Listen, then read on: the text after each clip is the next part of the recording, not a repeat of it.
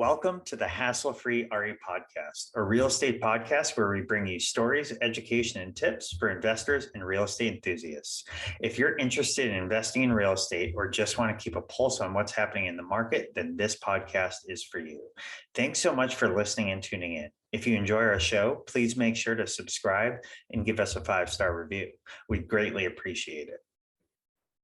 This podcast is brought to you by the 5-Star Co-Host, an Airbnb management and consulting company that helps homeowners turn their properties into passive income streams through short-term rentals.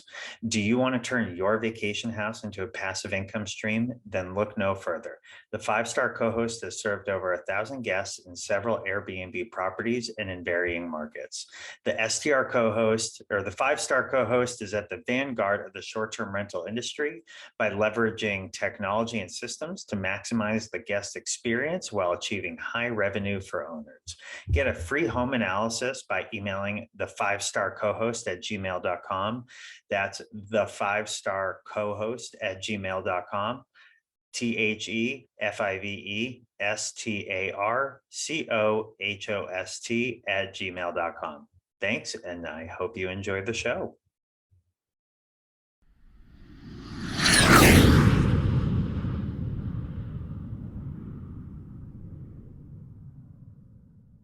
Hello, everyone, and thank you for joining us for this 2-part interview with Ryan Bakke. This is the second part or the second episode of our interview with Ryan. It went so long that we actually had to split it up into 2 parts. So just to recap from our interview or our podcast last week, we talked about how Ryan got started in his career as a consultant as well as an investor and how that laid the foundation for his firm where he does tax strategy for real estate investors. Now we're going to take that one step further and we'll talk about some of the more advanced tax strategies and benefits with real life examples and application for how Ryan achieves what he does for his clients. So for anyone that missed last week's episode, I highly encourage you to go back and have a listen. But if you did miss it, we're going to kick things off with replaying the introduction for Ryan, and then we'll jump right into where we left off with the episode from last week. Hello, everyone, and welcome to the Hassle-Free RE Podcast. I'm your host, Dave Menapace, and here's my co-host, Kim Menapace. So with that, we have a very special guest for you today. His name is Ryan Bakke. So Ryan has a background in accounting and finance, and right out of college, Ryan went to work for Deloitte Consulting. He consulted there with the top 5 investment bank, working on their real estate syndications and hedge fund transactions. After almost 2 years at Deloitte, Ryan decided that he wanted to help the average investor. So he started his firm, MLS Consulting PLLC. MLS Consulting PLLC serves real estate investors and helps them with tax strategy and filing. Ryan has saved millions of dollars for his clients. Ryan's also an investor himself, owning several multifamily and short-term rental properties. He also has a love for personal finance and is always looking to spread the good news of investing. I'll also add that he's a fantastic public speaker. We got to see him present in Nashville, and I think he's pretty good at podcasts too. To understand real estate professional status because it is the golden goose egg of the tax code for real estate people. And how crazy this is I hosted a boot camp last month with another CPA who's a real estate CPA. And there was a lady on there, I can't say her name, but and I charge a pretty penny for this course. Don't get me wrong. It's like $700 for the day. But the best fulfillment I got from that was she goes, what you taught me today, I'm going to save 6 figures in taxes a year for the rest of my working career. And I was like, wow. And so if you're full-time in real estate and you're also owning properties, you need to check out, at least look at my podcast on real estate professional status. I don't know what episodes they are, but they're on there. And I deep dive and I talk all about this. It is, if there's a more part of the tax code that benefits rich and wealthy people, I don't know about it. It's got to be that. Wow. And now if somebody is like managing, co-hosting short-term rentals and like that's their gig, I'm assuming that would be an example of a real estate professional status of some sort, right? Yeah, property management would qualify for property management would normally qualify for real estate professional status. Can we segue into short-term rentals now? Yeah, Okay. absolutely. So I spent a lot of time talking about real estate professional status, but what about the person who works in tech or is a doctor, a lawyer, a CPA, not a real estate professional? They can achieve the same thing by investing in short-term rentals. And the thing here is that in order to make it a short-term rental, it has to be used on what's called a transient basis, which means the property is rented out an average of 7 days or less. So let's say I have 170 days booked and I have, 20 unique guests or maybe 40 unique stays. I divide those numbers together. And as long as it's 7.0 or less, it qualifies as a short-term rental. That's not enough though, because I still have to be the one that's managing that property and doing the day to day. I could still have a cleaner, and there's specific rules around, on that again, I have a podcast for, of course. But if you can meet those rules, now you're able to get around that need to be a real estate professional, and anybody can use those losses to offset their income. And so I normally tell people for a single person making 200,000 or a married couple making 400 combined, buying a $500,000 cabin, I'm seeing on average 35 to 40 grand in tax savings per property. It's absolutely insane. And Wow. so you're able to save that money. And then back to the finance part of it, right? If I'm able to save 40 grand this year and reinvest that into my business, my real estate, et cetera, I'm fine with paying the tax later down the road if I have to, because now I'm going to have more money to be able to pay that with. Right. So it's like robbing Peter to pay Paul, like Right. Bible reference. And it's this whole idea of, okay, let me go and take the losses against my income when I'm in a 35% tax bracket. And then once I'm full time, like in real estate, or I'm retired, or I'm winding down, then I can start selling off my assets at lower tax brackets. Maybe I'm only in a 12 or 14% bracket that year. Right. So I got my deductions at super high rates. And as I start to lean out my portfolio or my involvement in real estate, that's when you sell off. And then if you do that, then you win the tax strategy game. Man, my mind is blown. Oh man. Kim, what do you think? I was thinking about how I need to check out your podcast myself, and about how you were saying that that $700 course, it was going to pay dividends for that woman. I think there's Dave and I talk about this a lot, a difference between cost and value and investment, Mm, and investment in education. I think that Dave and I both have grad school degrees, and part of us thinks like, was that the right decision? We've learned so much from books, podcasts, conferences, webinars, all those things in the last several years that we're leveraging and really expanding in our professional repertoire and our investment strategy. So it was just very cool to hear that, and don't ever be shy about charging $700 for yeah. that course. I think that sounds like a bargain for that person, and just in general, I think that it is really the value, and the person who's purchasing it sees it as an investment, and they're tapping into your vast knowledge that you've built over years and years to distill down so that people can get all of that content in a very succinct way. So Like the other thing, and this ties back to more sort of like the acceleration curve we were talking about, these are the strategies that people that are savvy and people that are educated on this topic will leverage, right? They'll use these tools, these strategies, they'll pay to work with someone like Ryan, right? So like they can continue to plant trees. You know what I mean? It's like, okay, that 35 grand tax savings, it's like that could be a down payment on another house, especially if you're buying in the right market with 10% down. So it's just, or that could be, that could be investment in like a pool or different amenities at a house to really increase the ADR and things like that. So it's not like somebody just magically gets rich. I shouldn't say it's not like, I think there's a perception, especially when people look at Kim and I like, oh, we just have a buttload of money that we keep going and buying houses with. But no, you find ways, you find savings, you live within your means, you live smart, and you keep taking advantage of opportunities, and you pay to get yourself educated on this stuff to continue to slowly build your portfolio, and you build your wealth over time. The other big takeaway that I just got that I thought was really fascinating was really being strategic about when you're having, incurring a taxable event too, right? Up around us in the Northeast, salaries are fairly high. There's a lot of tech, there's a lot of healthcare, things like that. And I always do wonder, like, I understand when big construction companies are in the flipping space.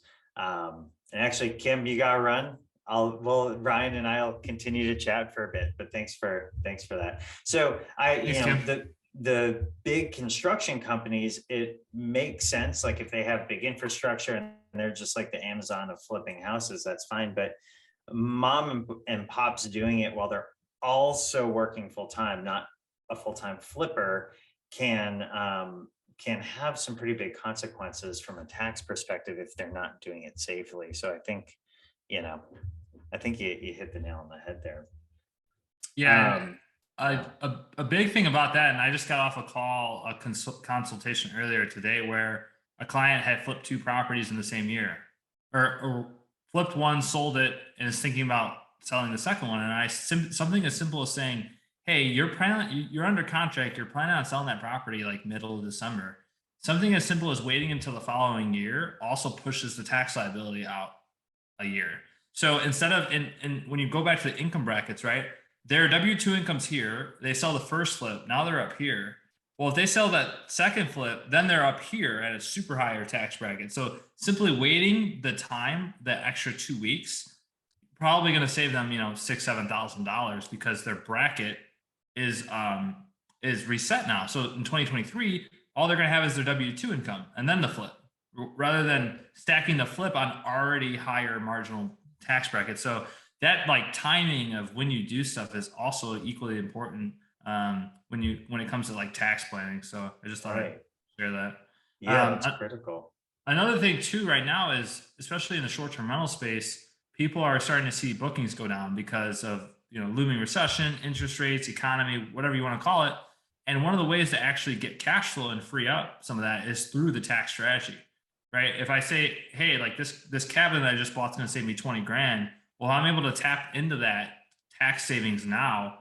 I can free up cash flow that I'm losing because my bookings are down. So Is that because like if a night is not booked, but it's available to be booked, that can be a tax write-off like with the long-term rental or?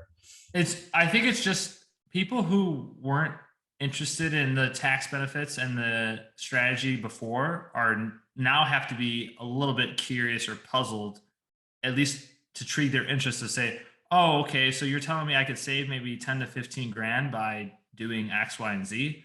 Well, let me look into that further. So for example, like I had a client where and this is back to the whole self-managing thing. Well, they're like, hey, well, we plan on having a property manager. We don't want to manage it ourselves.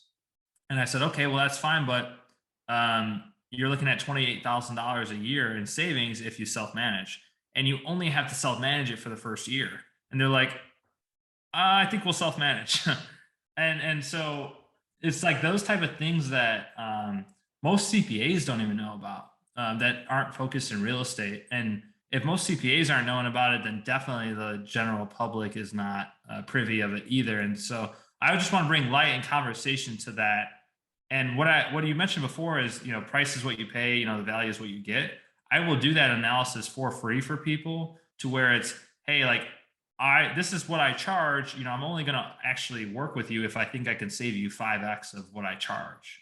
And I'll do Right. that. So it'll happen where, hey, you can save like maybe 2 or 3x your costs, but to be honest with you, I'd much rather you work with somebody else that might be cheaper, that is still going to provide you a service. And so like I'll do that analysis with potential clients of, is it even worth bringing you on as a client?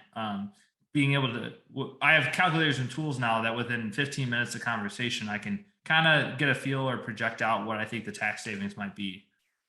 Well, and then even with that too, if they're not like kind of tier one, to your point that you made before, maybe that they'd really benefit from tier two or tier three and some of the other things that you offer them. You know what I mean? Mm-hmm. Yeah, but still provide value to everybody, of course. Yeah, yeah. And I do want to be really respectful of your time. And this might even be one of those podcasts we break into part one and part two. We might have to. That's right back. So many questions. But I'd love to get into maybe some of the more advanced stuff if you're cool with that, if you got a few more minutes to spend. There's a few other things. There's really like 3 or 4, and for our listeners, Ryan and I had kind of listed them out before, but going down our list, Ryan, I think it would be really cool, and this will be for folks that probably have like more than one rental property, but talking a little bit about what a cost segregation study is and how that can be such a powerful tool for folks to deploy, if you want to shed some light on that. Yeah, so normal depreciation that's available to everybody is what's known as on a straight line basis. So if I bought a $275,000 property and it's a long-term rental, I'm going to get 275,000 divided by 27 and a half. So I get 10 grand of depreciation per year. So let's say my property makes me 15 grand and I have 10 grand of depreciation. Cool. My property made me the 15 grand, but I only had to pay 5 grand in taxes because I got the $10,000 of depreciation. Or I'm able to accelerate that depreciation. And so instead of only getting $10,000 per year, maybe I'm getting 40 or 50,000.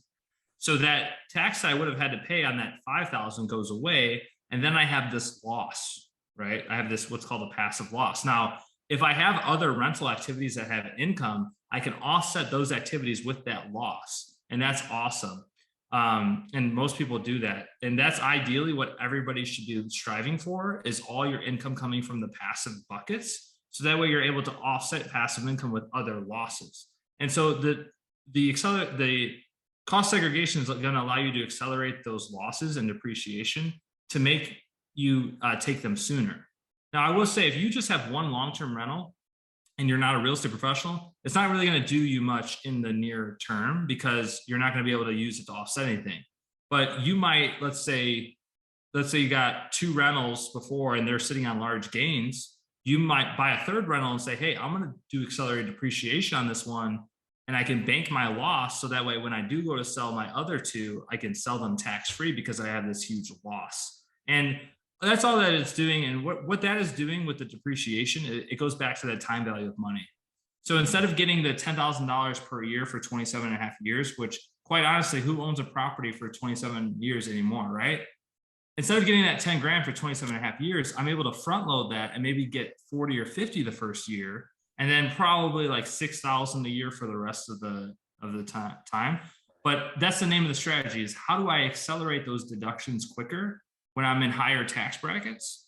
And then ultimately, when I do lean out and all my income is in the passive bucket, I'm going to have a lesser taxable income. That's when I can sell, or that's when I stop taking accelerated depreciation, et cetera.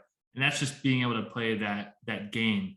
I hope I answered that. Yeah. And who is the one that actually performs the cost segregation study? Is it a CPA? Is it something investors do on their own? How's that work? Yeah, so I would say there's a few different tiers, right? So you can there's actually there's online software out there that are like do it yourself. They typically run like $500 to $600 a study. The problem with those ones, I guess the good thing about those ones is you can get it back within the same day if you have all your info ready to go. The not so good thing about those is that because it's virtual and it's a tool and it's the taxpayer or the client that's using it, the studies are very conservative. So let's say, let's just say on a $100,000 house, you might get 20%. So you might get 20 grand. Now the next step up would be to actually have a CPA help you with a study, which I do for some clients. And, maybe because of my knowledge, I might actually be able to get you 22 or 25%. Right. But the next level up from that is going to be a virtual study that's done by many firms in the country will do these virtual studies. That's going to be better than anything that a CPA or the taxpayer can do, but it's going to cost you more money.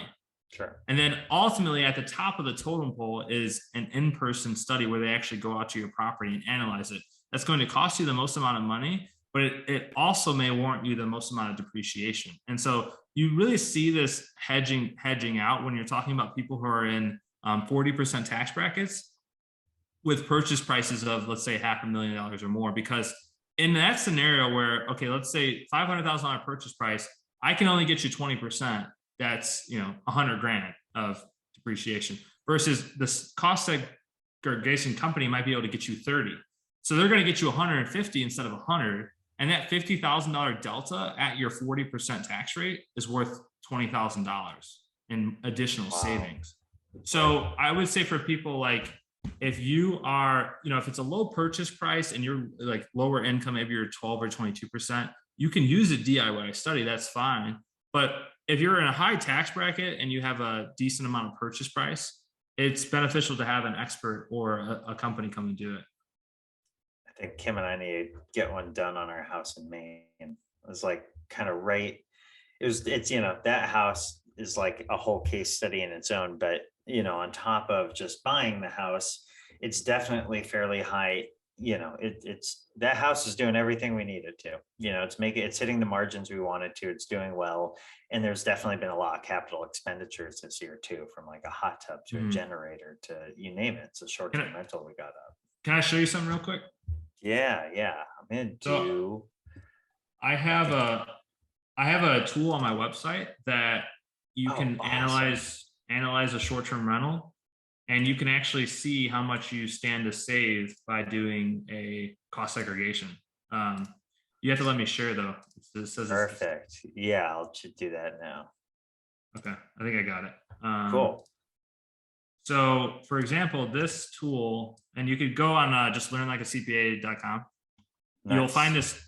So this particular calculator, you just enter everything in green and then the red just flows. But what this tool will show you down here at the bottom is your investor metrics.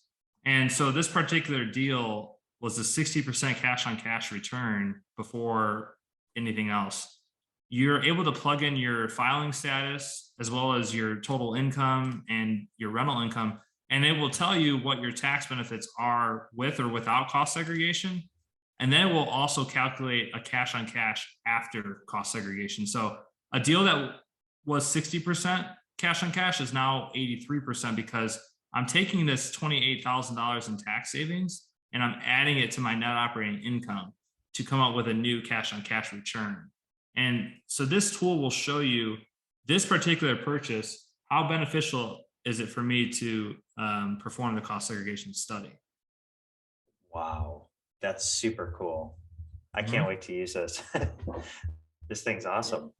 Yeah, it's just a little thing. It's just on my website at learnlikeacpa.com.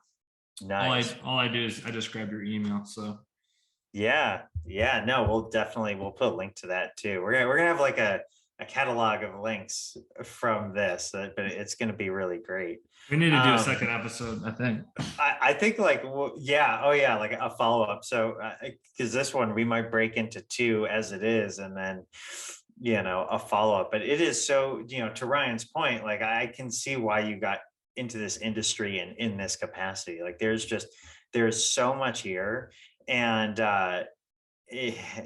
again, there's a reason why 90% of millionaires have their hand in real estate, and I'm sure even more do after the last 2 years. What about, and this next one that I'm going to read off is one I've thought about a lot because I've actually heard several investors doing this themselves, and it's hiring your children to work in your business and how that can work too. Yeah, so that's a great strategy for people. The reason why I like that so much is that you're able to teach your child like hard work ethic and also get some tax breaks for it. So the rule basically is if you hire your child in your business to do work for you and they're under 18, you can pay them up to $12,950 and it be tax free. So you can get, let's say you're in a 30% tax bracket, you pay them $12,000. You're going to get a $3,600 tax break for doing that to your child. And what's the best, I would say the second best part of that is your child, when they go to pick it up as income, they're not going to owe taxes because it's less than what's called the standard deduction amount, which changes every year for inflation. But it's basically a way to transfer. It's called income shifting, and it's a way to transfer wealth, income from your high tax bracket at 35% down to your child's bracket at 0.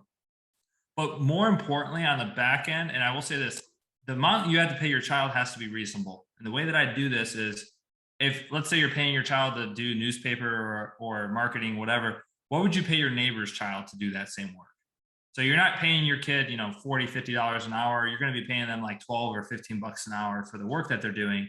But let's say that you can pay them a few $1,000s a year because of the work that they're doing. Well, like we said, number one, it instills like hard work ethic, and you're getting them to work early, right? No, and teach them a little bit about the business. Number two, you get a tax deduction for it, right? From your business, you get immediate tax savings. The third best part is they don't have to pay any income tax on it. But the biggest thing here for the generational wealth building and planning is that now that the kid has earned income, whether they're 13, 14, I've done this with clients as young as like 9 or 10 age. Now that the child has earned income, they're able to contribute to a Roth IRA retirement account. And what they're able to do with this vehicle is amazing, because what the Roth IRA, when you put it in, you pay taxes. When you pull the money out, it's tax free. If you pull the money out before 59 and a half, you have to pay a penalty. But there are certain exceptions in there where you don't have to pay a penalty. And so, for example, one of those exceptions is for a first-time home. And so you are able to pull money out. If you have a Roth IRA, like get that 14-year-old child, get them to start investing and saving in that Roth IRA. By the time they turn 21, 22, they're able to pull that money out completely tax-free and penalty-free if they buy a first-time house, which can also double as a house hack. So it's a way to basically get your child their first house hack completely for free, because they're able to use this Roth IRA account that they didn't have to pay taxes on the way in. All it was income going from your bank account to theirs, and they were working for it. They're able to get their first house hack for free, and they're able to learn so much from it. Even if they didn't want to go that route, you still have all this income in a retirement account, which, guess what? By the way, if you are 20 years old and you have 20 grand in a Roth IRA, that will grow to $1 million by the time you're 60 without any additional contribution. So even if they just let it ride as a retirement account, it works out. You can also tap into Roth IRA for college education expenses, or sometimes even medical emergencies. So It's a great way to, number one, teach hard work ethic. Number two, do income shifting from your high tax bracket down to your child's. And then most importantly, get them invested in that retirement account early. So that way they can do some really cool things with that account down the line. So, Wow. yeah. It's funny because like for me, I mean, so my like background and why I went full into real estate investing was it was a really personal decision. Like I was working at a company that was was impacted by COVID. I had a great job there. Now I was fortunate enough that I figured out a way to get like a promotion into a sister company, but my plan was just disrupted by this thing that I had no control over, right? Like I wanted to be at that company for like 10 years. And then when I was like 40, I wanted to retire and just do investing. And it really sped a lot of that up, right? And a lot of it was that I wanted to try and find these mechanisms to continue to continue to bring income in for my family. So that way, if somebody ripped something away from me again, like I wasn't stuck out in the cold, right? And as I started doing more BRRRRs, and as we bought the house in Maine, and like Kim and I talk about this stuff all the time, we've always been like, how can we like beyond like paying for college or whatever, how can we, sort of like gift some of this to the kids somehow? Like I was kind of always like, oh, it'd be sweet to hand them a house when they graduate college and be like, here, don't screw it up. But I like this approach that we're going over. Like I didn't really fully comprehend all the benefits of and strategy behind like being able to take some of that tax money, put it into essentially paying your kid, but then it like if it's going into that Roth IRA, and all the things that they can do with it once they're of age and like can go and use that. I mean, that's super, super, super powerful. It's not just like, oh, I don't want to pay taxes, I'm going to employ my kid. Like there's some real cool generational wealth stuff going on here that I think it's fascinating. Yeah, I mean, it's got to be one of my favorite strategies. It's a lot, especially to get a kid to earn that much money working for you. But the max contribution to a Roth this year, I believe, is 6,000, and then next year it's 6,500. But Right. even if you could get a few $1,000s a year into that account, it's just going to grow to it's going to grow so much and it opens up a lot of opportunities. And there's a lot of things within that Roth IRA that once you dive into it, it's really probably the best form of, if you have to have a retirement, that's the best form, just because number one, you're actually able to access all the amount of money that you put into it. You're able to take out tax and penalty free, but it's those earnings on that money that you have to use towards, something like a down payment or medical, childcare, education. And Right. I think it's one of the best kept secrets out there, just of building generational wealth. So I'm happy to Man, talk about it. And I actually do that's have a awesome. podcast that is that's the entire podcast is explaining that. So I love it. You've hit on a lot of these angles of really what people need to know or would benefit from knowing. I love it. We're gonna have like 10 of these 10 of these links at the end. But I think that this is probably like a good spot for us to kind of rest it. I bet, at this point the listeners are like, okay, I got some learning to do. Before we just like end the podcast though, let's hear about the campsite deal. Like that sounds kind of fun. What's going on with that the campsite that you're looking at investing in? yeah, so we're under contract to buy the land now, and when I say we, it's me and a few other partners, Mhm. three other partners. It's there's a land part of it. The harder part of it was actually acquiring the financing, because a lot of lenders don't want to lend on tents or something that's movable or that can be picked up or blown away. So that was really hard to find a lender that could loan on these tents, but it looks like we're going to be able to do that. And so what we're doing is, it's a 13-acre campground. We're doing up to 18 glamping tents, two single family homes, 45 RV hookups. And the area where it's at, there's just so much economic drivers to that area. So that you have like NASCAR has just got sponsored there. There's a new $100,000 or 100,000 square foot indoor water park that's opening up nearby. There's all these things that are driving attraction to that area, and it's what made it seem like a good investment. And I gotta say, I was originally approached from the other partners. They're like, "Hey, we could use your expertise," and you said you had some capital, so that's how I kind of got drawn to this deal. But it really made me think like bigger and kind of swing with a bigger bat, because I was doing these, single family and multifamily short-term rentals, and like the cash flow was good and I was earning, a good cap rate or return, whatever you want to call it. But I realized that if I invested in more in the higher volume deals, that even though my cash on cash might be lower, that it's still going to be more worth my time and energy than doing these other smaller deals.